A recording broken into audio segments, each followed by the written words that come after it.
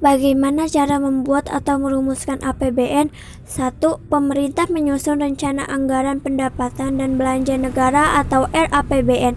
Disusun pemerintah atau dasar usulan anggaran yang dibuat oleh setiap departemen atau lembaga negara yang diusulkan pada pemerintah dalam DUK atau daftar usulan kegiatan dan DUP dasar usulan proyek. DUK diusulkan untuk kegiatan rutin sementara DUP diusulkan untuk kegiatan pembangunan. Yang kedua, pemerintah mengajukan RPBN pada DPR untuk dibahas. Ketiga, DPR membahas RPBN dengan tujuan diterima atau ditolak. Keempat, jika RPBN diterima, maka akan disahkan menjadi APBN dan dilaksanakan. Namun jika ditolak, pemerintah harus menggunakan APBN sebelumnya.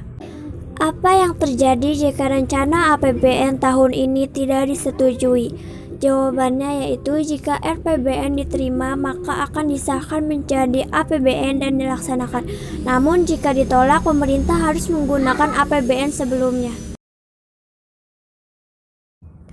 Apa saja fungsi APBN? Yang pertama yaitu fungsi otorisasi, yaitu anggaran negara menjadi dasar untuk melaksanakan pendapatan dan belanja pada tahun yang bersangkutan. Yang kedua, fungsi perencanaan, yaitu anggaran negara menjadi pedoman bagi manajemen dalam merencanakan kegiatan pada tahun yang bersangkutan.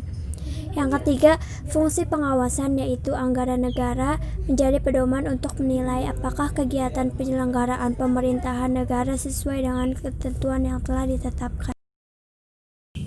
Yang keempat yaitu fungsi alokasi, yaitu APBN dapat menunjukkan sasaran dan prioritas pembangunan dan untuk mengalokasi faktor-faktor produksi yang tersedia di dalam masyarakat sehingga kebutuhan masyarakat akan public goods atau kebutuhan umum akan terpenuhi. Yang kelima, fungsi distribusi, yaitu APBN dapat menunjukkan pembagian dana pada berbagai sektor.